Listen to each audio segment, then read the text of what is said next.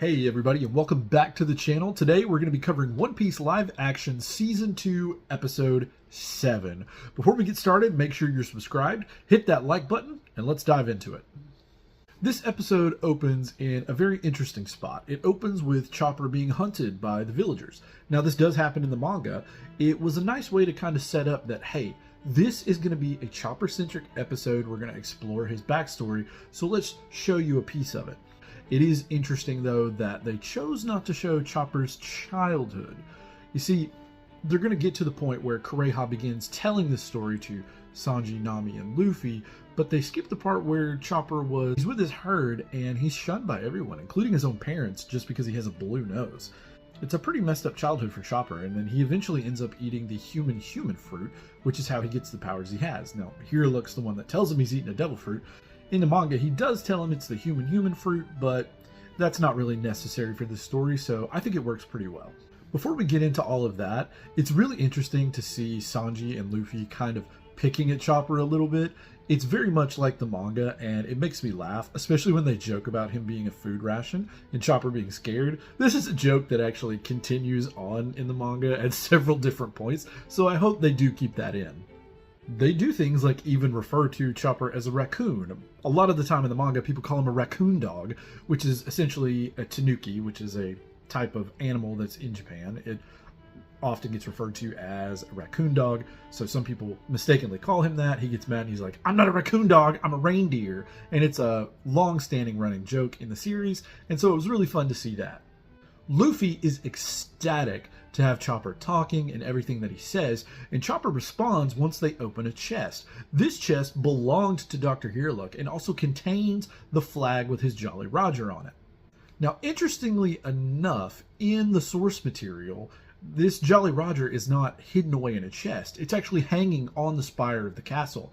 Chopper takes it up there and hangs it as a declaration of Heerlook and his freedom and his desire and what his plans are. And Chopper proudly hangs this flag. And in this episode, though, it's tucked away in a chest. So when we get back to the Straw Hats of Sanji, Nami, and Luffy having dinner with Kureha, she begins to tell them the story of Chopper's history. Now, this is interesting, Luffy being present, because Chopper's backstory here is going to get the same treatment that Nami's backstory got in Season 1. If you're familiar with the manga, Luffy actually never hears any of Nami's backstory, and he only hears the end of Chopper's. During the entirety of Chopper's backstory being told, all Luffy does is wander around the castle, chasing Chopper, asking him to transform, asking him to be part of his crew. It's a really fun moment. But Luffy is not concerned with his crew's past, their history, what they've done, where they've been, how they got there. He cares about who they are now. He cares about where they are. That's all he's concerned with. He's concerned with the here and now. So it's interesting that the live-action version of Luffy is very concerned with the full history of his crew. Now here we're introduced to Heerlook in a very different way. In the manga, the source material, he's trying to heal someone. He sneaks into their house, they're very sick, tries to heal them, then he ends up running away, the people are chasing him. It's actually a pretty funny moment.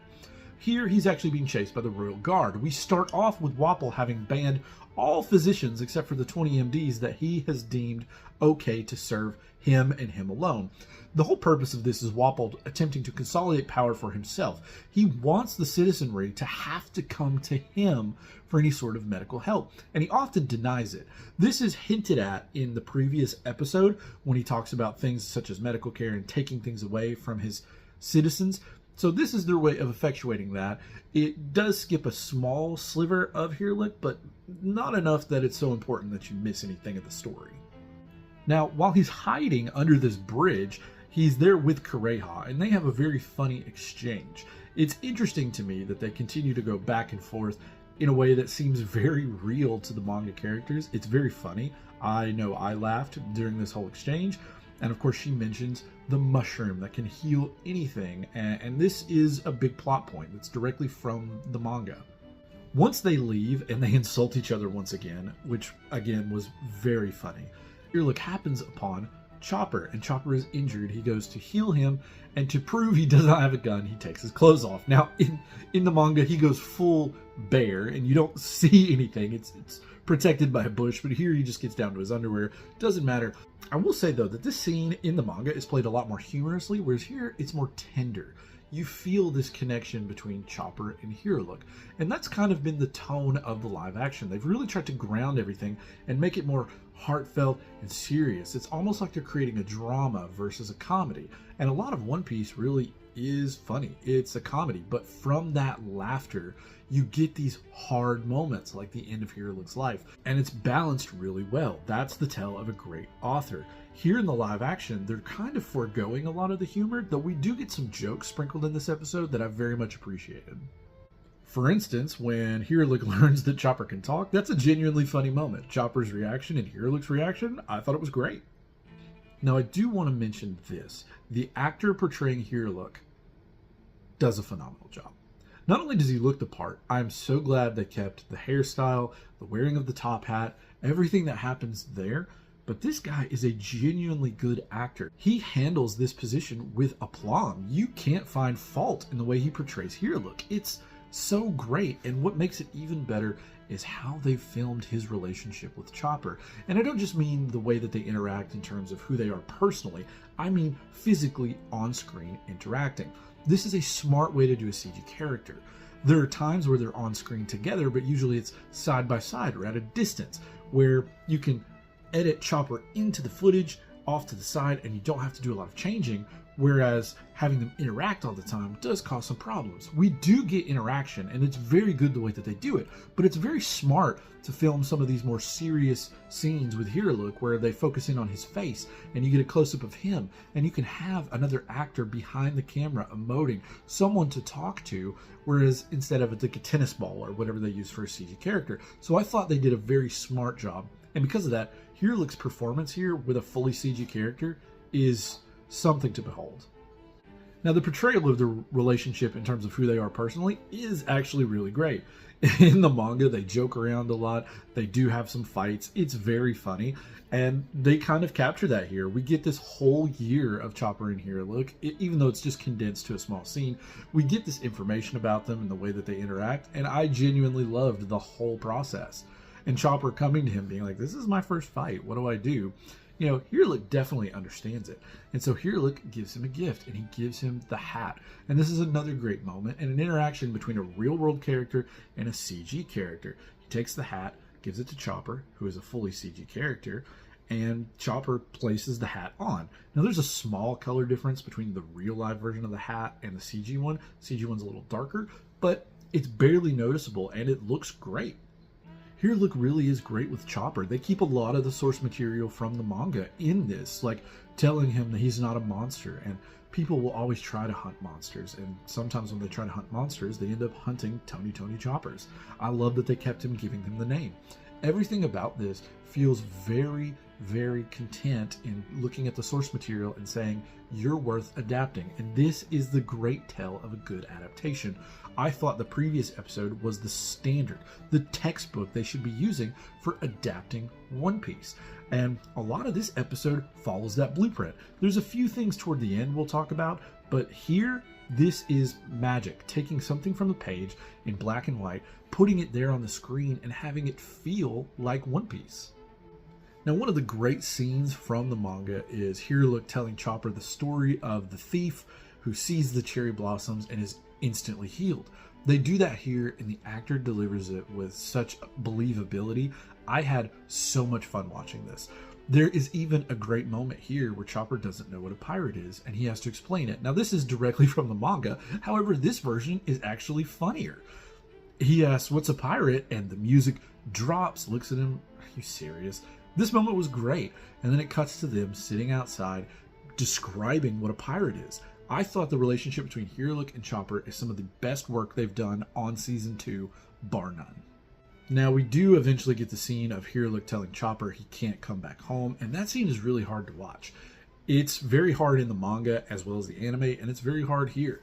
Here Look wants to protect Chopper and keep him from seeing him die. It's a very pointed moment. Like I said, a great author is going to be able to balance humor and tragedy all at the same time, and this is one of the things that's done very well. I will say, Here Look not taking out a gun and shooting is a bit of a change, but that's okay. It doesn't have to be one-to-one. It just has to keep the spirit of what it's adapting, and I thought this scene did a great job at that. Now, we do get the scene of Here Look basically dying, Kureha checks on him, tells him he's going to die. And again, Katie Sagal is phenomenal as Kureha. She has the laugh, she has the tenor. Everything about the way she carries the character is fluid here. Their interaction is very much in keeping with who the characters are. They have a conversation. Look asks her to take care of Chopper. He asks her to essentially finish his work. It's a very cool moment. Now, in the manga, he goes to ask her this after he's had the mushroom. The mushroom that he drinks that is poison, he actually goes straight to Kureha after this because he tells Chopper, I'm 100% better and I'm going to figure things out. And the whole thing with the castle is a trick. And we do get that here. It's explained a little more in the manga. Wapol wants to trick both Hiruluk and Kureha into coming out and hiding to treat the doctors at the castle. So it's a little different here. I don't mind it so much. I thought this was interesting that he asked her here. Again, it saves time. Kureha coming to see him, though, it's not really explained that she comes to check on him because, oh, I heard this rumor and I'm here to make sure you didn't go check on them, you idiot. But we do basically get all the same information. It's boiled down. This is how you do an adaptation. If you have to make changes, if you have to cut things, don't change the point or the plot. Just make these little changes to weave the story in a way that's cohesive, that really does justice to the author and what they're trying to portray. And this boiling down of these scenes between Hiruluk and Kureha do a great job. We also get the mention of the mushroom and how it can heal and everything while Chopper's eavesdropping, and Chopper goes to get it. Now, this is one departure that I do wish they had kept the way that it was in the manga, because what happens is there is no Valley of Death or whatever. There's just the wilderness of Drum Kingdom. Chopper goes to find this mushroom, and in finding it, he runs across his old deer herd. Here, he has to fight against the leader of the deer pack who, out of prejudice and spite, just wants to hurt and kill Chopper. Well, Chopper has to actually fight back because he's finally found something worth fighting for. Hiruluk is worth fighting for, and he's willing to put himself against these deer that are part of his herd, part of his family, that have never accepted him. And even though he's been shy and quiet and taking their abuse, here he won't stand for it because their abuse stands in the way of him saving the one person he really cares about. Now, once Chopper does have the mushroom, he comes back to Hiruluk, who has semi-finished his research. Hiruluk sees the mushroom, he makes a soup from it, he ingests it, and you know the rest of the story. He runs off towards Drum Castle. Here, he's packing bombs and things, explaining it to Chopper. Chopper's a little worried, but he stays there because he trusts in Hiruluk, which again is different from the manga, but I think it works great for what they're doing here. Now, while Hiruluk is on his way to the castle, we get the scene of Kureha coming into the cabin and confronting Chopper. This scene really hits hard. When he shows her the book and he says the skull and crossbones means anything, this is because Chopper can't read. They don't actually say that in the show, but I do believe it's implied, and I think you can logically make that rationale. But here, it just shows that Chopper took everything Hiruluk said to heart, and he sees the skull and crossbones, but he doesn't understand that there's a difference. There's no syntax. He hasn't grown up in the human world. He's just spent a year with Dr. Hiruluk. He doesn't know all of our idiosyncrasies and little differences between this symbol and that symbol, even though they look the same. This is an honest mistake by Chopper. The problem is this honest mistake is going to get the person he cares most about killed. He almost dies trying to save him, only to deliver what's going to kill him to him. Hiruluk knows this, and he refuses to allow this to be the end of his life where Chopper has been the one that killed him. He won't put Chopper through that, and this is why he takes what he does to the castle. It should also be noted that Katie Sagal's Kureha here is a little more emotive and caring for Chopper before she takes over his tutelage than she was in the manga, but I do think it works for what they're doing here. We get a very interesting scene of Wapol with the MDs, him being upset, throwing one into jail. Dalton is clearly not happy with everything that's going on. Outside of the castle, Hiruluk is launching an offensive. He's throwing bombs in, defeating guards, and this is just like the manga. Where it's going to diverge a little bit is Hiruluk goes into the castle. This isn't a change that hinders or hurts the story. In the manga, they're waiting for him at the top of Drum Mountain, and this is how Hiruluk gets caught. Here, they allow him to come into the throne room, and it's an interesting way to tell this part of the story. Like I said, it doesn't really hurt anything. It's just a different change of venue by, I don't know, what, 40, 45 feet? We do get to see here look relieved that everything was just a ruse to get him out of hiding.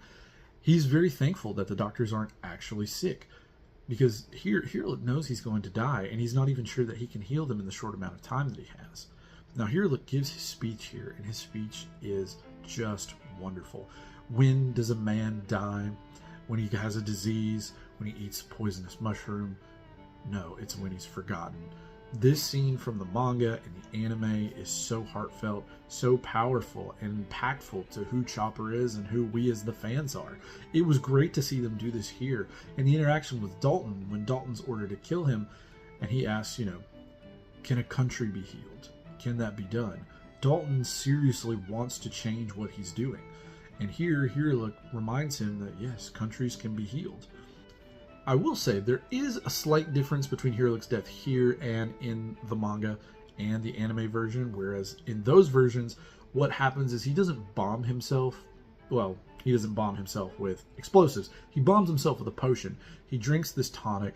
He gives a toast, have had a wonderful life, and then he explodes. Basically, the potion was a concoction that ends up blowing up. As you saw earlier, he makes plenty of concoctions that explode. He's going to know exactly how to do this. They change it here to have him smack the grenades together, so it doesn't happen inside of his body, it happens around him. I guess because they didn't want the idea of a doctor exploding in this live-action version. I do understand why they did it. It does change that moment a little bit, but it doesn't change what he's doing, it just changes how he does it. Now, during all of this, Chopper is running towards Drum Kingdom. Now, in the manga, he runs across the lines for the gondola. Instead, here, it just shows him at the top of the mountain, which is perfectly fine. He runs toward the castle instead of going to fight a bunch of guards, knowing that Wapol could actually beat Chopper, and that is something that does happen. Even though Wapol's a very weak character and a weak villain, Chopper still wasn't a match for him, especially at this point, and that's why Dalton is the one that stops him. And Dalton tearfully in the manga asks him to go live and run. And Chopper relents and he runs back.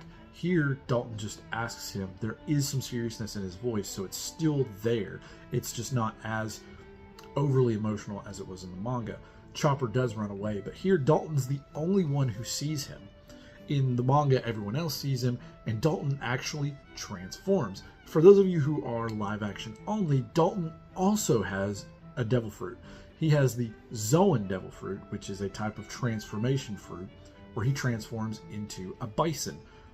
He does this and fights Chopper in his hybrid form, a hybrid form being half animal, half human, or half whatever you originally were, half whatever the fruit is. So he is a bison human, kind of looks like a minotaur, and he fights against Chopper and holds him off to keep him from Wapol, because Wapol actually defeats Dalton in the past, and that's one of the reasons Dalton hasn't tried to go against King Wapol. After he convinces Chopper to leave, Dalton goes back into the throne room and essentially opposes Wapol. He finally has his courage back, even though he knows it's going to be a losing fight. In the manga, in the anime, he attempts to fight, we see a little bit of it, and then Dalton is captured and thrown in prison. We don't get that information here, though it is very likely that's exactly what's also happened in the live action. Chopper returns, he has a conversation with Kureha and asks her to train him. They're looking at the Jolly Roger, she says, why would I do that? And she eventually agrees. Chopper makes his vow, it's a very good moment. In the manga, what actually happens is Chopper takes the Jolly Roger to Kureha's house and waves it outside, begging her to teach him to be a doctor. That's a change that, again, if you're going to make an adaptation, it's one that's okay to make. You don't have to do multiple locations, you don't have to do other things. If you'll notice, we never saw Kureha's house during this. Well, in the manga and the anime, we do. So this is one way to save on set design and other things. Again, adaptations are all about taking the story, telling the general principle of what the author has, adapting as much as you can, and only changing for the purpose of continuing the story forward. And this is a change that I think you can get away with. I would have loved to see Chopper waving the Jolly Roger outside. Maybe he took it with him to the top of Drum Kingdom, he brought it back with him, and he's waving it, maybe something like that. But I am kind of okay with this change. So once Kureha is done telling this story, Luffy awkwardly slurps his soup and gets up and leaves. And this is a little strange. It does seem like Luffy. He's goofy. He's a little irreverent, I guess you could say. And him leaving is very interesting. Now here we cut back to Usopp and Zoro back in Bighorn Village, where Usopp comes and actually apologizes to Zoro. And here's another one of the jokes that they put in that I thought was pretty good. Hands him a beer, tells him he brought him breakfast, and Zoro says, "Hey, we're good." And here we learn that Dalton knows who Vivi is. He always knew who she was. He remembers her from the Reverie. He was a little skeptical at first of who she was, but eventually he agrees, yes, this is exactly who I think it is. And here we find out that not only has he known it, but he expects the Straw Hats to be good people because Vivi trusts them. It's amazing what one act of courage, even as a little girl, can do for you much later in life. They end up seeing smoke off in the forest, and Dalton goes to leave to chase after the smoke. He asks the Straw Hats to stay in the village, basically Zoro and Usopp, saying, "I need you to protect them here. I think it's nothing, but if something does happen, whoever Princess Vivi trusts, I'm going to trust." And Usopp makes a quip about, "Did you just volunteer to be captain of the guard? You told me to do something." It's a throwback to what happened in the previous episode where Usopp snapped. This is a little strange. I don't mind Zoro taking a leadership position. That's actually what he does the most as a member of the Straw Hats, being Luffy's second in command, which, again, is never spelled out by the crew in the manga, but it is spelled out by basically everyone else in the manga and the fandom. So Zoro taking a leadership position is very in keeping with who he is. Now here's where some of the changes are made that I'm not 100% on. See, Luffy pulls the Jolly Roger back out of Hirlick's chest. Chopper tells him, "Don't touch that." Luffy says, "I respect all flags. This needs to be hung and flown." This is very in keeping with who Luffy is. The difference being this flag is on the spire of Drum Castle in the manga. Here, Luffy attaches it atop one of the walls inside the castle. This is a departure from what we know happens. Now, the fight does happen inside and outside of the castle. There's a lot of different things that happen. Maybe this is to save on set design and other things, but it was probably important to have that already hanging to show Chopper's resolve and his dedication to what Hirlick stood for. And I really wish this had already been up, hanging over the castle. And this is one of the first things that Wapol does when he returns to Drum Castle. He sees the flag on the spire and has it destroyed. But rather than the flag being completely destroyed and falling to the ground as he intended, Luffy has gone to the top of the castle and holds the flag in place. And this is where you get the speech from Luffy that you can't kill a man's dreams, very similar to Hirlick, and we're going to keep this flag here. You don't have the right to take it down. And I'm not sure how they're going to adapt that in episode 8. Hopefully I'm pleasantly surprised, but I do think that's a missed opportunity. Well, at least a missed opportunity in the way it was in the manga. Now here's a change that I definitely don't like, and it happens right toward the end of the episode. Vivi is handing her gloves over to one of the citizens of Drum Kingdom, something very in keeping with who Vivi is, but then she sees Miss All Sunday. This is not played as some sort of vision or some sort of, "Oh, I'm hallucinating," or "I'm so afraid I'm seeing things." This is played as Miss All Sunday is there, which doesn't happen. How close Miss All Sunday, or Robin, as those of us who are caught up know, is to the Straw Hats throughout this entire season feels a little off. We know that she was very good at her job, and if she is going to be tracking them throughout the entirety of the Grand Line until they get to Alabasta, it doesn't really make sense for us to actually see her. And knowing how well she was at her cover and not really believing in Luffy at this point yet, which will come later, just knowing all of these things that happened, it really is odd that they're having her show up all the time. She shouldn't be there. She should be back on Alabasta doing things there. Here, it makes it seem as though she's this great assassin, which they shown in the first episode. And now she's not really going to kill them. She's just kind of watching them. I guess this is their way of setting up a redemption arc for her because she has so much blood on her hands. That's one of the things Oda does in his manga, is keep his protagonists pretty much squeaky clean. Nobody kills anybody, at least not on screen and not very often. The amount of killing that Robin has done, maybe having her track the Straw Hats is the live-action version's way of keeping her hands clean, so to speak. Considering she killed a bunch of Marines, which doesn't really fit in with who these characters are, she is playing the villain role. And to be a good villain, you've got to do the dirty work sometimes. And this is very odd that she's not going to do it here. So I'm hoping for a very good explanation later on down the road. I think it's very possible. I think they've explained a lot of the changes very well. This is one that just felt really weird to me. Now we do get to see Dalton walking through the woods. The 3 arrows pierce him and he lays on the ground. Chess and Kuromarimo come out to check on him, which I haven't mentioned their names yet, but these characters look very good. They look very much like the iterations that are in the manga. Though Chess does look a little strange with the paint on his face, and I don't know, it just looks a little weird, but Chess is already a weird character, so it doesn't really bother me that much. This is a little different, though, because when Wapol shows up, see, Wapol's actually attacking the citizens of Drum Kingdom, and Dalton is there to stop him and fight back. They start firing on the citizens of Drum, and Dalton steps in the way, and that's when he gets hit with the 3 arrows. They've taken that part out, and now we don't get to see Dalton have that fight. We should get to see Dalton, though, fight later on, because we have seen him in Zoan form, at least in some promotional material.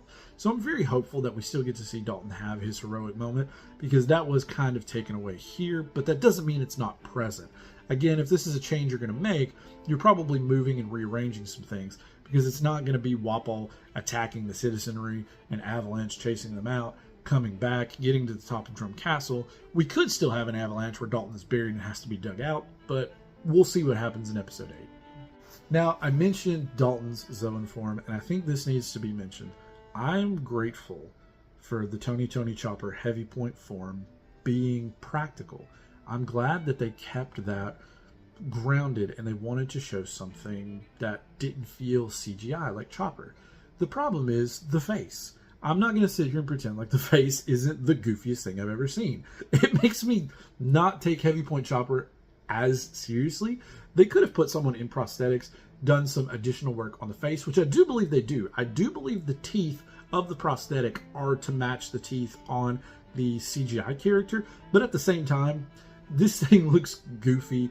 It's okay that it looks goofy. It's okay that I'm saying that. Not everything is going to be perfect in this adaptation. I already think episodes 2 and 5 are a far cry from perfect. But man, if this is Heavy Point Chopper, I don't know how I'm going to feel. Because regular Reindeer Chopper and Little Guy Chopper, they are, for all intents and purposes, CGI characters, and they look great. This one is very goofy. And the still I've seen of Dalton also looks goofy. There are a lot of Zoan fruit users that are going to come up, especially after the time skip, which I don't believe the live action is going to even attempt to do.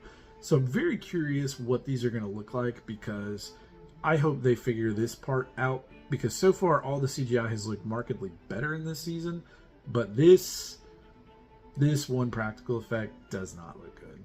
And I love practical. There you have it. That's my take on episode 7. I think it was a good entry. I don't think it was as strong as episode 6, but I do have a lot of respect for this episode. I definitely loved Hero Look. It was very funny because my wife suggested we watch a movie that he was in earlier this week, and I remember going, wait a minute, that's the same guy that's going to play Hero Look. And it was kind of serendipitous, I guess you could say. But he was the best part of the episode. Him, along with his relationship with Chopper, getting to see more of Kureha. They did a lot of good in this episode. I just wish there were a few little changes there toward the end. But let me know what you thought in the comments. Let me know anything that you agree with, disagree with, things that you noticed that I didn't. Go ahead, hit that like button, make sure you're subscribed, share this with your friends, and I'll see you in the next one. Mushroom.